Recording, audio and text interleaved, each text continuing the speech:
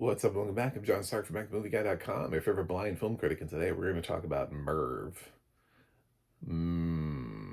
It's a dog. He's on Amazon. He's frolicking like a dog does on Amazon. And I don't know what I was going to say about that, but this is a movie for dog people. Stars Charlie Cox and Zoe Deschanel, and Patricia Heaton's in this as well, so it's Chris Redd. If you're like a huge SNL fan, he doesn't have a big part. Patricia's only in it for 5 to 10 minutes. Yeah, it's mainly the two of them and the dog. The dog is a star. The dog is Merv. Merv is the dog. Bird is the word. It does have audio description, so kudos. The audio description, I believe, in my humble opinion, in my honest opinion, in my deepest of convictions, that the audio description could only bring us just so far in this movie. The movie has to do the rest of the way, because dogs are adorable, right? We love dogs. We love cats. We love animals. Cute little baby elephants, everything like that.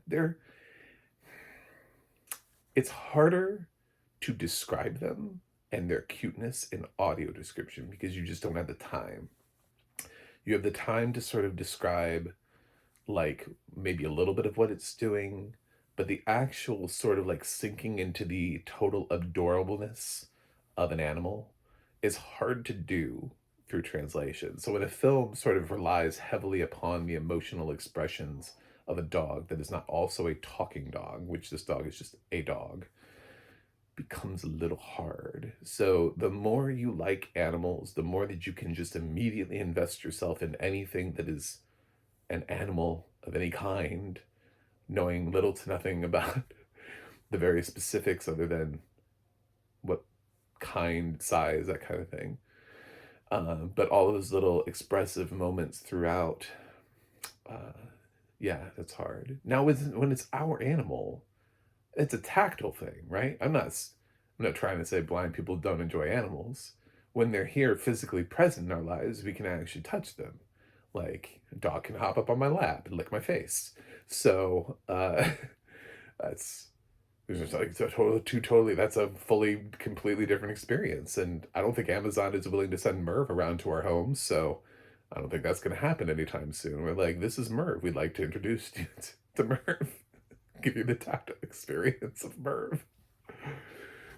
Um, so yes, what a weird experience that would be for that dog. Uh,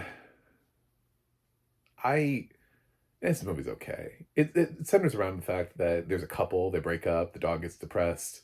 Charlie Cox decides to take it to Florida on a vacation for the dog, like to cheer it up. It's very 2025, with all of us worried about our income and everything. It feels very much in tune to the times.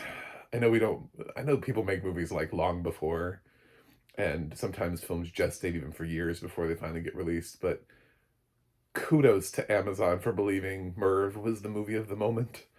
Um, so Deschanel is the girlfriend who he broke up with. They have no chemistry. They're not really supposed to because they're broken up, but at the same time, the movie also is supposed to tease the fact that maybe they'll get back together, but they also have no chemistry. I like Charlie Cox and Zoe Deschanel independently. I've loved Deschanel since The New Girl, and Charlie Cox was acting before Daredevil. He was in things like Theory of Everything. So I kind of wanted both of their careers to have a resurgence. I don't think this is going to do this for them. I hope it does somehow, magically. I hope I'm the only person who doesn't like Merv and that everybody else does, and then Merv just sends Charlie Cox into the A-list and Zoe Deschanel gets, like, I don't know, a new TV series, The Newer Girl. I have no idea, but more from them.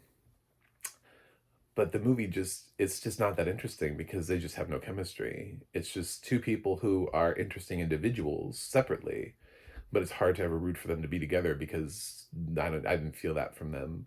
And the film just kind of takes them on this journey. It's like, who has the money to take their dog on a vacation like this? Just on a whim, just be like, oh, my dog's depressed. We're going to Florida for the beaches. Uh, okay.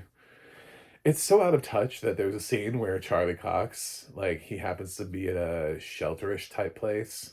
And don't worry, he doesn't give up Merv. The guy actually compliments him. He's like, oh, thank you. It's so nice for you to, it's so nice to know that, that the two of you have worked this out because so many couples break up and My shelter is full of dogs from broken relationships. And it like shows him like the shelter full of animals from broken pets left behind from people who broke up. And I'm like, who are these people? They're breaking up and like neither one of them wants the pet. People are giving up their pets because they can't pay for them, not because they're breaking up. This is the most unrealistic fantasy shelter for 2025. Also, what a commentary on relationships, right? I mean, like, to fill a shelter with all these pets, and to think of how many people would have to break up or divorce in order to fill up a shelter full of pets, just solely from divorcing and breaking up. Oh, I don't know. It's like feels like it's a treatise on ever daring to partner the first time. It's not a great movie. I love Merv. I just they of course they do the thing where somebody can talk to the dog, right? They can hear that they know what the dog is saying, like a dog psychic. So one of those scenes, if you think that's really funny and you've never seen that done before in a movie, I don't know what to tell you. Merv is not great. It could have been, but I don't know. I it needed a better team behind it so that we could get the best out of Cox and Deschanel instead of the average. It doesn't ever seek to really milk Deschanel or Cox for their best. It doesn't push them further.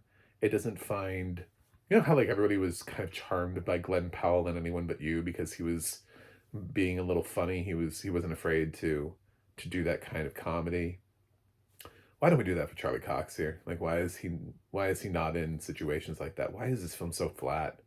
I don't know. I can understand why Merv just was dumped in December. It's not even a Christmas movie. It's just welcome to December, Merv. Uh, I didn't even rush to checking out. So neither will you. 5.1 out of 10. That's my grade. Thanks for watching. Thanks for subscribing. And I'll see you guys on the other side.